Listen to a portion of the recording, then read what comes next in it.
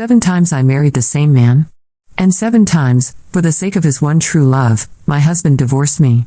The first time we married, he told me, for the rest of my life, I will love only you. But whenever she came back to town, his words would change. Can't you be more understanding? Do you really want Avery to be branded a homewrecker? The first time we divorced, I slit my wrists in a desperate attempt to keep him. They rushed me to the hospital, but he never came. Not once. The third time, I debased myself, applying for a job as his assistant just for the chance to see him more often. By the 6th time, I had learned to pack my things quietly and move out of our home without a fight. My hysteria, my retreats, my humiliations, all of it earned me his punctual remarriages and his predictable betrayals. Until this time. This time, after hearing that his precious Avery was returning, I was the one who handed him the divorce papers. He set a date for our remarriage, just like all the other times. But he didn't know that this time I was leaving for good. Avery's back. We should get a divorce. I slid the signed papers across the table to my husband, Julian Croft. For a moment, he looked stunned, but he recovered quickly, signing his name with practiced ease. This was the first time I had initiated it, but he still made the same casual promise he always did. She'll be gone in a month. We'll get married again then. In the past, those words would have sent me spiraling, desperate for reassurance. I would have demanded he swear an oath, sign a contract. But this time, I felt nothing. No desire to respond at all. Gemma, are you listening to me? Julian's brow furrowed, annoyed by my silence. I forced a nod. Yes. My hands didn't stop moving, folding clothes and placing them neatly into a suitcase. Julian always kept his word about remarrying me.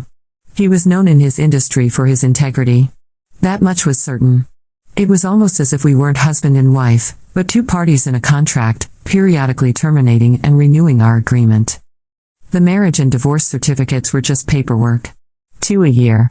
Every year. To date, I had signed 12. I remembered, on our wedding day, he promised he would never be unfaithful during our marriage. And he had kept that promise. After all, once we were divorced, he was free to be with whomever he wanted. The only cost was my reputation. I was known throughout our social circle as his plaything, a woman he could summon and dismiss at will. My unusual calm this time unnerved him.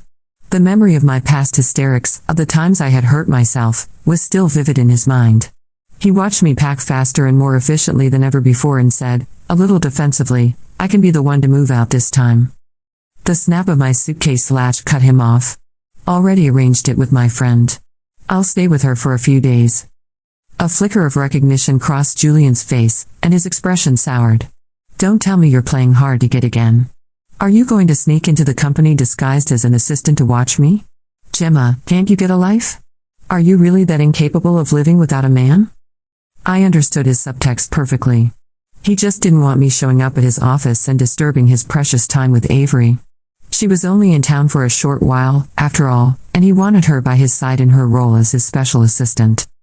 After our second divorce, I had successfully applied for that assistant position. I had walked into his office holding his favorite latte, my heart full of hope, only to find him locked in a passionate kiss with Avery, who was perched on his lap. I lost control and attacked her. Julian slapped me so hard I fell to the floor. A crowd of employees gathered outside, gawking. They all thought I was still the CEO's wife, and their gazes on Avery were filled with contempt. To protect Avery's reputation, Julian ignored my tearful pleas, snatched my purse, and dumped its contents onto the floor. The deep red divorce certificate lay there like a gaping wound, screaming the truth of our relationship to the entire world. From then on, every time we divorced, Julian made sure to announce it publicly. Everyone knew Julian loved Avery, and everyone knew I was the shameless one, clinging to him, refusing to let go. But this time, Julian's fears were unfounded. I picked up my suitcase without hesitation. Don't worry. I won't bother you again. He eyed me with suspicion. But as I opened the door and stepped out, he called after me, a hint of urgency in his voice. We're getting remarried on the 13th of next month. Don't you forget. I froze for a second. What a coincidence. The 13th was the day I was leaving the country. I told myself over and over that this time would be different. That after sliding those divorce papers across the table, after watching Julian sign them without hesitation, I had finally reached the end of the cycle. For once, I was the one in control. But old habits are difficult to break, and even though I packed my suitcase with an unusual calm, my heart still carried the bruises of every past humiliation. 7 divorces do not disappear from memory just because a signature dries on a piece of paper. I spent the first nights away from Julian at Maya's apartment. She welcomed me with open arms, teasing me for bringing half my wardrobe, but never once questioning my need for space and safety. Maya was a sharp contrast to Julian. She never judged me for my silences, never demanded that I explain myself when I wanted to curl up on the couch and say nothing. Instead, she turned up the music, brought me beer, and forced me to eat greasy noodles with her at midnight until we laughed ourselves to sleep. It felt like the life of a college student again, free and careless, but beneath that laughter was the heaviness of my reality. I had been trapped for years in a cycle of remarriage and divorce, like a tragic stage play where the script never changed. Everyone in Julian's circle knew me as the desperate ex-wife who never let go, the woman clinging to a man who clearly loved someone else. The humiliation had been unbearable in the past, but now that I looked at it from a distance, it felt almost absurd. How had I allowed myself to play the same role 7 times? Julian still reached out, though not as often as before. He was confident, almost smug, that I would eventually come back. It was his routine, after all, to promise Avery a short romance, then to return to me with the excuse that she had left. He thought this was just another round. But I knew this time was different, and that gave me strength. 3 weeks before my departure, Maya convinced me to go out for dinner. It was supposed to be a simple evening, nothing fancy, just the 2 of us sharing food and talking about where I would go once I left the country. I told her about my dream of starting fresh somewhere new, away from the gossip and the whispers that followed me everywhere here. But fate has a cruel sense of humor. Just as our food was about to be served, the door of the restaurant opened, and in walked Julian with Avery on his arm. They were laughing together, so close that anyone would think they had been married for years. Julian's eyes found me immediately. His smile faltered for the briefest moment, and I saw the flicker of recognition in his gaze. Avery, however, clung to him more tightly, wrapping her arms around his neck with a smile so sweet it turned my stomach. "Gemma, what a coincidence," Avery said, her tone dripping with false innocence. "You are here for dinner too?" I felt Maya stiffen beside me, her body already shifting as if she was ready to leap to my defense. I pressed her hand down under the table and forced a calm smile. "Yes. What a coincidence." Julian immediately stepped in front of Avery, shielding her like a knight protecting his princess. He still remembered the day I lost control in his office, the day I attacked Avery after seeing her in his arms. He thought I would repeat it. He did not realize that I no longer had the energy, or even the desire, to fight. Seeing my composure seemed to embolden Avery. Her smile widened as she leaned into Julian. "So sorry, Gemma, but Julian promised to book the entire restaurant just for me tonight. You will have to find somewhere else to eat." She tugged on his arm, her voice high and childish. "Isn't that right, Julian? Say something or Gemma will think I am targeting her on purpose." For a moment, his eyes locked on mine. I saw the hesitation there, the uncertainty. But just as quickly, he turned away and nodded, offering no defense, no explanation. His silence cut deeper than any insult. Maya started to rise from her chair, ready to throw a punch, but I stopped her with a gentle hand. "It's fine," I whispered. "We can go somewhere else." Julian's gaze followed me as I stood up, and for the first time in years, I felt that he was the one left unsettled. He expected me to fight, to cry, to cause a scene. Instead, I took Maya's hand and walked away without another word. He called my name once, but I pretended not to hear. That night, lying awake in Maya's apartment, I replayed the moment over and over. It had been so easy to walk away. No screaming, no begging. Just silence. It was as if a chain had snapped inside me. Julian, however, did not take my silence well. The next evening, he sent me a video call request. My finger hovered over the decline button for a long time, but in the end, curiosity won. I answered, though I switched to audio only. "Why just audio?" he asked, his tone already annoyed. "I am not wearing makeup," I replied automatically, and immediately regretted it. It sounded like an excuse from the old me, the one who wanted to look perfect for him. He chuckled. "We have been married long enough. Is there any version of you I have not seen?" His flirtatious tone made my skin crawl. "What do you want, Julian?"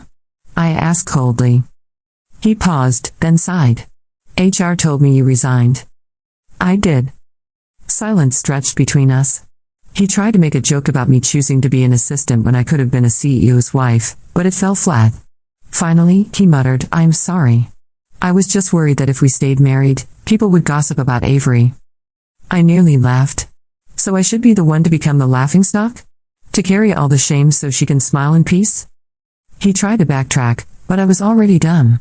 "If there is nothing else, I'm hanging up." "Wait," he said quickly. "The 12th is our anniversary. There is a concert, The Remnants. I know you want to go. Let's go together." For a fleeting moment, my heart stirred, remembering how much I loved that band. But before I could answer, Avery's voice floated through the speaker. "Julian, honey, I forgot my towel. Can you bring it to me?" The sound of her voice was like a dagger. I could almost see her smirk, hear the door slam behind him as he went to her. And then I did hear it, the muffled sound of their kiss, the thud of the bathroom door closing. I hung up. The next days passed quickly. Maya and I filled them with cheap drinks, late-night food runs, and laughter that kept the darkness away.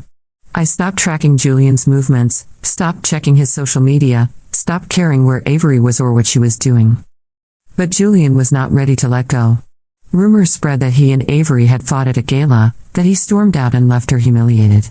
Some said it was because of me. I laughed when I heard it. Even if it was true, what did it matter? Their relationship was theirs to ruin, not mine to obsess over.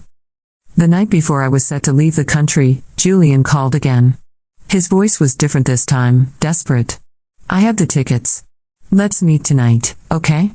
It's our anniversary. You cannot say no to me today." I almost told him that it was not our wedding anniversary, only the anniversary of our 4th remarriage, a detail he would never remember. But in the end, I agreed. Not for him. For myself. I wanted to see the Remnants one last time. I waited outside the concert hall that night. I waited and waited, but Julian never showed. Instead, a voice message arrived. His voice was guilt-ridden, the sound of Avery's laughter faint in the background. "I'm so sorry, Gemma. Avery felt sick. I had to take her to the hospital. We will have plenty more anniversaries when she leaves tomorrow. I promise." My heart went cold. I opened social media, and there it was, Avery's smiling face next to Julian's, both of them at the concert I had been waiting to attend with him. It was the final straw. 7 divorces, 7 broken promises, 7 betrayals. I had been a fool every time. But not this time. Not anymore. The next morning, at 7, I checked in for my flight. At 8, I boarded. At 9, my phone rang one last time. It was Julian. I blocked his number. The plane took off, and for the first time in years, I felt truly free. The hum of the airplane engines faded into the background as I stared out the window, watching clouds blur past. For the first time in years, I was physically removed from Julian, from Avery, from the cycle of humiliation I had allowed myself to endure. Yet freedom felt both exhilarating and terrifying. My hands trembled slightly as I adjusted the thin blanket over my lap. Could I really do it? Could I live a life without him, without the gravitational pull that had kept me bound to him for so long? I landed in a country where no one knew me, where no one whispered behind my back or rolled their eyes at the mention of my name. It was liberating. I stayed with Maya's cousin for the first few weeks, a woman who welcomed me warmly despite being practically a stranger. She gave me a small room with faded wallpaper and a bed that creaked when I turned, but it was enough. More than enough. Every day, I walked the city streets, breathing in the new air, letting my feet take me wherever they wanted. For the first time, I had no schedule dictated by Julian's whims, no demands to be at his side, no desperate waiting for a phone call or a message. I felt invisible here, and I loved it. But invisibility does not erase the past. At night, when the city quieted and I lay alone in that small room, memories invaded. I thought of the first time Julian and I had met, the way his smile had disarmed me, the way his promises had sounded so genuine. I thought of the countless times I had believed him, only to be cast aside when Avery appeared. 7 times I had let him do this to me. 7. One evening, Maya called me. She was cheerful, but her words carried an undertone of worry. "Julian has been looking for you," she said. "He even came to my apartment." My chest tightened. "What did you tell him?" "That I had no idea where you went," she replied firmly. "And that even if I did, I would never tell him." "But Gemma, he looks. Desperate. I have never seen him like this. I laughed bitterly. Desperate because Avery is gone again, no doubt. He only ever remembers me when she leaves. Still, her words unsettled me. For so long, I had been the one chasing him. Now, he was chasing me. I told myself it did not matter, that it was too late.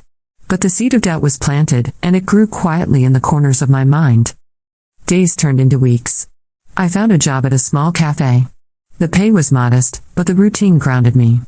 Each morning, I brewed coffee, smiled at strangers, and wiped tables until my back ached. It was honest work, unglamorous, but it was mine. I was no longer Julian's shadow.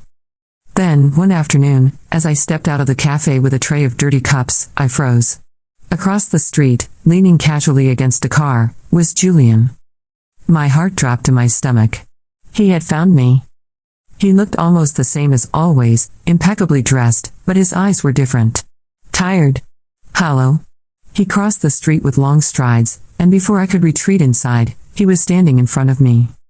"Gemma," he said, his voice rougher than I remembered. "You really thought you could leave without telling me?" I forced myself to stay calm. "I already told you. We are done. There is nothing left between us." He shook his head, almost frantically. "No. You do not understand. Avery left. She left me for someone else. I was a fool, Gemma. I should have never divorced you. Not once, not ever." I stared at him, unable to believe the words. "Do you expect me to pity you? To take you back because she finally did to you what you always did to me?" He winced, as if my words were knives. "I know I hurt you. I know I destroyed everything. But you are the only one who ever stayed, Gemma. You were always there. Always." Anger surged through me, hotter than ever. Exactly. I was always there. Like a fool. Waiting for scraps of affection, for crumbs of loyalty. You threw me away 7 times, Julian. 7. Do you think I am so broken that I will let you do it again? For a moment, he was silent. His eyes searched mine desperately, but I gave him nothing. The calm I had discovered within myself was stronger than his pleas. Finally, he whispered, "I love you, Gemma." I almost laughed. "You love the fact that I never gave up on you. You love the certainty of me, the guarantee that no matter how many times you betrayed me, I would still be here. But that is not love. That is convenience." I turned away, but he grabbed my wrist. "Please. Just one more chance." I yanked my hand free. "No, Julian. There are no more chances. Not anymore." He looked at me as if the ground beneath him had vanished. For the first time, I saw him powerless. I walked away, leaving him standing in the street. My heart was racing, but I did not look back. That night, I cried, not out of longing, but out of release. The tears felt cleansing, washing away years of pain. Julian continued to linger in the city for days, waiting outside the cafe, sending flowers I never accepted, leaving voicemails I never returned. Each attempt only strengthened my resolve. Then came the final blow. One evening, Maya called again, her voice tight with urgency. "Gemma, you need to know. Julian. He is in the hospital." I froze. "What happened?" "He drank too much. The doctors say he collapsed in his office. They called me because your number was still listed as his emergency contact." I closed my eyes, torn between fury and pity. Even after everything, he still had me listed as the person to call. Part of me wanted to ignore it, to let him face the consequences of his choices alone.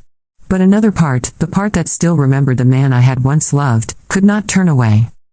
Against my better judgment, I went to the hospital. When I walked into his room, Julian looked pale and frail, nothing like the powerful man I once knew. His eyes lit up when he saw me, and he whispered, "I knew you would come." I stood at the foot of his bed, arms crossed. "Do not mistake this for forgiveness. I came because no one else would." He nodded weakly. "That is what I always feared. That in the end, no one would be there. Except you." I wanted to hate him. I wanted to scream. But all I felt was sorrow. Not for myself, but for the hollow man lying before me, who had thrown away everything for a love that was never real. I stayed for only a few minutes before leaving. Outside, under the night sky, I took a deep breath. I realized then that pity was the last thread tying me to him, and even that was unraveling. Julian had become a ghost of my past, and I was finally ready to live without him. The night I left Julian's hospital room, I felt something shift inside me. For years, I had lived with the weight of his promises, his betrayals, his endless cycle of marriage and divorce. But now, as I walked under the glow of the city lights, I understood something simple but powerful: he no longer had any hold over me. I returned to my small rented room and sat by the window, staring at the quiet street below. I thought of the girl I used to be, the one who cried herself to sleep, who clung to scraps of affection, who begged for loyalty that never came. That girl was gone.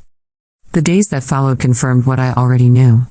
Julian tried to reach me again. He sent letters, flowers, even gifts he thought might stir nostalgia: an old book we had read together, a necklace he once gave me after our third remarriage, a framed photo of our first wedding. But each package I received only deepened my resolve. I returned everything unopened. Maya was my constant support.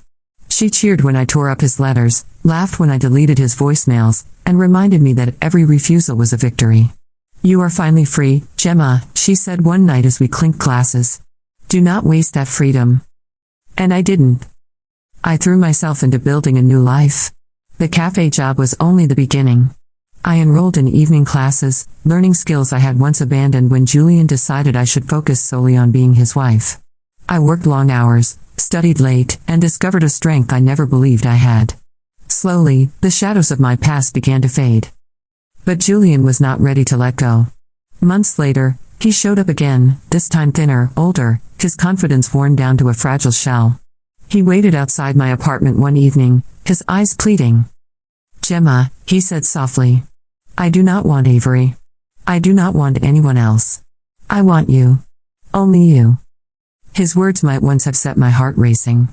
Now, they sounded hollow, stripped of meaning by years of repetition. I looked at him and felt nothing. "You want me because I am the only one who ever stayed," I replied. "But you never chose me when it mattered. You chose her. Every time." He shook his head, tears brimming in his eyes.